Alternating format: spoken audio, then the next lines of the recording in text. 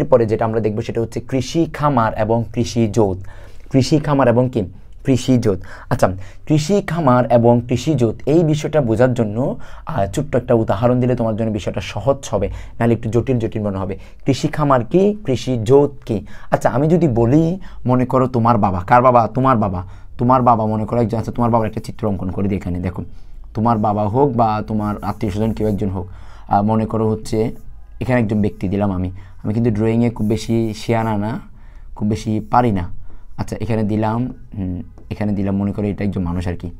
এখন এই ব্যক্তির অধীনে যদি একটু বলি, দেখো এটা একটা মানুষ, একটু আগে মানুষটা রাখি, এই দেখো মানুষ, মোটামুটি বুঝছো আর কি তুমি যে এটা একটা মানুষ।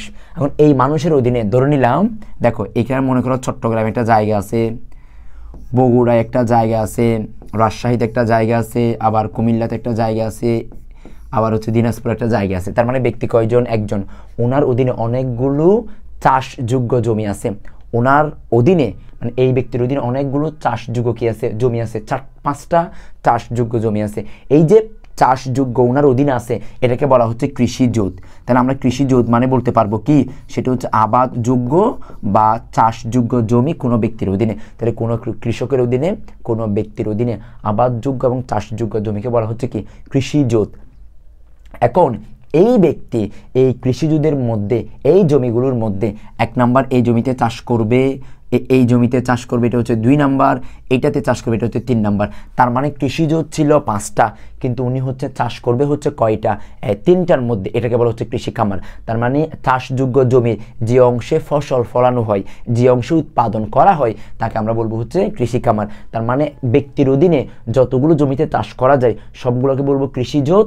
আর কৃষিজোতের মধ্যে যেই জমিগুলোতে উনি ফসল উৎপাদন করবে, চাষ করবে, তাকে বলবো আমরা কৃষি খামার। আশা করি বিষয়টা বুঝতে পেরেছো, কোনো সন্দেহ থাকার কারণ নেই। আচ্ছা, এখন একটু আমরা কৃষি খামার নিয়ে আলোচনা করি। দেখো, যে স্থানে কৃষিপণ্য উৎপাদন করা হয় সে স্থানকে বলা হচ্ছে খামার। তাহলে যেখানে কৃষিপণ্য উৎপাদন করা হয় তাকে কি বলা হয়? কৃষি খামার।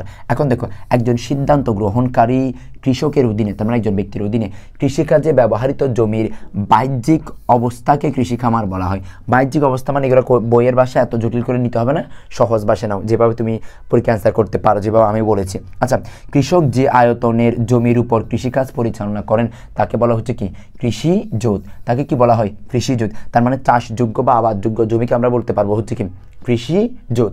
এখন দেখো, বাংলাদেশের আদর্শ কৃষি খামারের আয়তন, বাংলাদেশ এবং ইন্টারন্যাশনালি যতগুলো আছে আদর্শ কৃষি খামারের আয়তন, দেখো চীনের আদর্শ কৃষি খামারের আয়তন হচ্ছে 325 একর।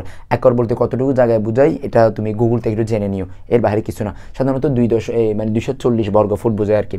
চীনের আদর্শ খামারের আয়তন হচ্ছে 325 একর, আর যুক্তরাষ্ট্রে হচ্ছে 150 একর, জার্মানিতে হচ্ছে 21 একর। এটা হচ্ছে আদর্শ কৃষি খামার। বেলজিয়ামে হচ্ছে 14 একর, অন্যদিকে বাংলাদেশে মাত্র 3 একর। তার মানে সবচেয়ে বেশি হচ্ছে চীনে, সেটা হচ্ছে আদর্শ কৃষি খামার হচ্ছে 325 একর, এবং সেই জন্য চীনে অনেক বেশি চাষ করে, বাংলাদেশে না। এবং এরপরে এখানে কিন্তু আরও কিছু কথাবার্তা লিখে আছে, এগুলো না পড়লেও চলবে, এত কঠিনগুলো নিও না। আশা করি কৃষি খামার এবং কৃষিজুতের এই বিষয়টা বুঝতে পেরেছো। এবং আমি এখন তোমাদেরকে যে বিষয়টা একটু দেখিয়ে দিব যাতে তুমি পরীক্ষা অ্যান্সার করতে পারো, এবং সেটার উপর ভিত্তি করে তুমি যাতে কৃষি খামার এবং কৃষিজুতের যে রকমই প্রশ্ন আসুক তুমি যাতে পরীক্ষা অ্যান্সার করতে পারো, সেই বিষয়টা একটু দেখাবো। আগের যে পার্টগুলো ছিল পরিপূর্ণ তোমার একটা ধারণা হয়ে গেছে। এখন এগুলো নিয়ে বিস্তারিত আলোচনা আমরা পরে ক্লাসে করব। জাস্ট এখন একটু আমার সাথে এই বিষয়টা এক নজরে চোখ বুলিয়ে নাও। দেখো, কৃষি খামারের প্রকারভেদ কিসের ভিত্তিতে?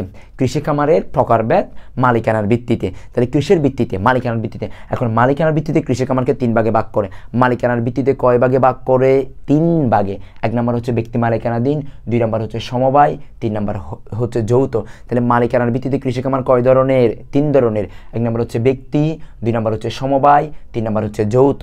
1 নম্বর হচ্ছে ব্যক্তি, 2 নম্বর সমবায়, 3 নম্বর যৌথ। 1 নম্বর হচ্ছে ব্যক্তি, 2 নম্বর সমবায়, 3 নম্বর যৌথ। কিসের ভিত্তিতে? মালিকানার ভিত্তিতে। আচ্ছা, এরপরে দেখবো হচ্ছে ফসল উৎপাদনের ধরনের উপর ভিত্তি করে। আমি এগুলোর ইলাবোরেশন ব্যাখ্যা একটু পর আলোচনা করব। ফসল উৎপাদনের ধরনের উপর ভিত্তি করে কয় ধরনের? তাও আবার 3 ধরনের। এটা হচ্ছে বিষায়িত, বহুমুখী, মিশ্র। তাহলে ফসল উৎপাদনের ধরনের উপর ভিত্তি করে কয় ধরনের? 3 ধরনের, বিষায়িত, বহুমুখী, মিশ্র। আর এরপরে যদি যাই সেটা হচ্ছে দেখো আয়তনের ভিত্তিতে 4 ধরনের। আয়তনের ভিত্তিতে 4 ধরনের: প্রান্তিক, ক্ষুদ্র আয়তন, মাঝারি, বৃহৎ আয়তন।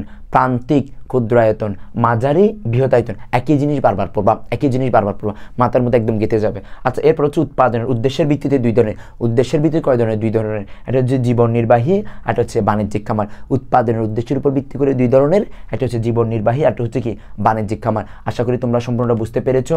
পরবর্তী ভিডিও দেখার জন্য তোমাদেরকে সবাইকে আমন্ত্রণ জানাই। আজকের ভিডিও আমরা এখানে শেষ করলাম। দেখা হবে তোমাদের সাথে পরের ভিডিওতে। আসসালামু আলাইকুম।